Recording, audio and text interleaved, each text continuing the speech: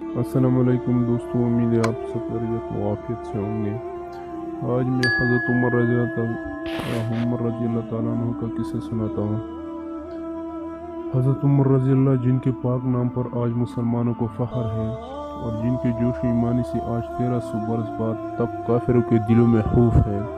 اسلام لانے سے قبل مسلمانوں کے مقابلہ اور تکلیف میں پہنچانے میں بھی ممتاز تھے۔ نبی کریم صلی اللہ علیہ وسلم کے قتل کے در پہ رہتے تھے۔ ایک روز کفار نے مشورے کی کمیٹی قائم کی کہ کوئی جو محمد کو قتل کر دے۔ عمر نے کہا کہ میں کروں گا۔ لوگوں نے کہا کہ بے شک تم ہی کر سکتے ہو۔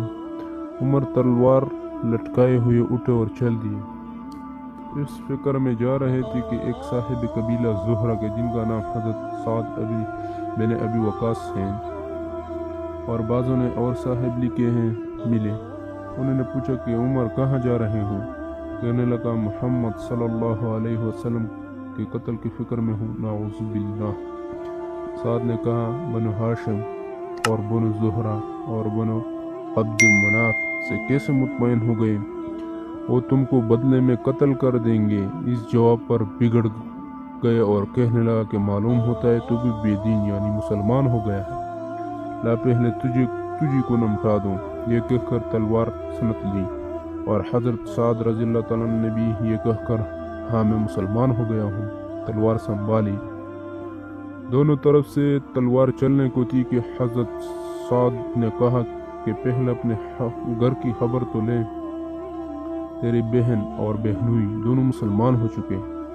یہ سننا تھا کہ غصے سے بھر گئے اور سیدھے بہن کے گھر گئے۔ وہاں حضرت حباب رضی اللہ تعالیٰ، جن کا ذکر نمبر 2 پہ گزرا، دروازہ بند کیے ہوئے ان دونوں میاں بیوی کو قرآن شریف پڑھ رہے تھے۔ حضرت عمر نے دروازہ کھولا۔ ان کی آواز سے حضرت حباب رضی اللہ تعالیٰ تو جلدی سے اندر چھپ گئے اور وہ صحیفہ بھی جلدی میں باہر ہی رہ گیا جس پر آیات قرآن لکھی ہوئی تھی۔ ہمشیرہ نے دروازہ کھولے۔ حضرت عمر رضی اللہ کے ہاتھ میں کوئی چیز تھی جس کو بہن کے سر پر مارا، جس سے سر سے خون بہنے لگا، اور کہا کہ اپنی جان کی دشمن تو بھی بے دین ہو گئی ہوں۔ اس کے بعد گھر میں آئے اور پوچھا کیا کر رہے تھے اور یہ آواز کس کی تھی؟ بہنوئی نے کہا بات چیت کر رہے تھے۔ کہنے لگا کیا تم نے اپنے دین کو چھوڑ کر دوسرا دین اختیار کر لیا؟ بہنوئی نے کہا اگر دوسرا دن حق ہو تب یہ سننا تھا کہ ان کی داڑھی پکڑ کر کینچی اور بے تحاشا ٹوٹ پڑے اور زمین پر گرا کر خوب مارا۔ بہن نے چھڑانے کی کوشش کی تو ان کے منہ پر ایک تماچا اس زور سے مارا کہ خون نکل آیا۔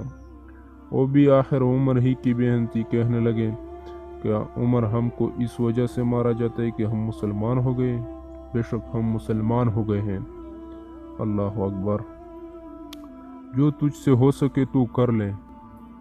اس کے بعد حضرت عمر کی نگاہ اس صحیفے پر پڑی جو جلدی میں باہر رہ گیا تھا اور غصے کا جوش بھی اس مار پیٹ سے کم ہو گیا تھا، اور بہن کے اس طرح خون میں بھر جانے سے شرم سی بھی آ رہی تھی۔ کہنے لگا کہ اچھا مجھے دکھلاؤ یہ کیا ہے؟ بہن نے کہا تو ناپاک ہے اور اس کو ناپاک ہاتھ نہیں لگا سکتے۔ ہر چند اصرار کیا مگر وہ بے وضو اور غسل دینے کو تیار نہ ہوئی۔ حضرت عمر نے غسل کیا اور اس کو لے کر پڑھا۔ اس میں سورۃ طٰہٰ لکھی ہوئی تھی۔ اس کو پڑھنا شروع کیا اور آیات یہ ہیں اننی انا اللہ لا الہ الا فاعبدنی واقم الصلاۃ للذکر تک پڑھا کہ حالت ہی بدل گئی۔ کہنے لگا کہ اچھا مجھے بھی محمد صلی اللہ علیہ وسلم کی خدمت میں لے چلو۔ اللہ، یہ الفاظ سن کر حضرت حباب رضی اللہ عنہ اندر سے نکلے اور کہا کہ اے عمر، تجھے خوشخبری دیتا ہوں، کل شب میں حضور اقدس صلی اللہ علیہ وسلم نے دعا مانگی تھی کہ یا اللہ عمر اور ابو جہل میں جو تجھے زیادہ پسند ہو اس سے اسلام کو قوت عطا فرما۔ یہ دونوں قوت میں مشہور تھے۔ معلوم ہوتا ہے کہ حضور کی دعا تمہارے حق میں قبول ہو گئی۔ اس کے بعد حضور کی خدمت میں حاضر ہوئے اور جمعے کی صبح کو مسلمان ہوئے۔ ان کا مسلمان ہونا تھا کہ کفار کے حوصلے پست ہونا شروع ہو گئے، مگر پھر بھی یہ نہایت مختصر جمعہ تھی اور وہ سارا مکہ بلکہ سارا عرب اس لیے اور بھی جوش پیدا ہوئے اور جلد سے کر کے مشورہ کر کے ان حضرت کو ناپید کرنے کی کوشش ہوتی تھی اور طرح طرح کی تدبیریں کی جاتی تھی، تاہم اتنا ضرور ہوا کہ مسلمان مکہ کی مسجد میں نماز پڑھنے لگے۔ حضرت عبداللہ بن مسعود فرماتے ہیں کہ عمر کا اسلام لانا مسلمانوں کی فتح تھی اور ان کی ہجرت مسلمانوں کی مدد تھی اور ان کی خلافت رحمت تھی۔ خدا حافظ دوستو، اگر ویڈیو اچھی لگے تو اسے لائک شیئر ضرور کریں، اور اسلام کے بارے میں جاننے کے لیے اس چینل کو ضرور سبسکرائب کریں اور بیل آئیکن کو ضرور پریس کریں تاکہ آپ کو آنے والے نوٹیفیکیشن بر وقت ملتی رہے، کیونکہ آج کل لوگوں کو اسلام کے بارے میں زیادہ پتہ نہیں ہے، اس لیے معلومات جاننے کے لیے اس چینل کو سبسکرائب کریں۔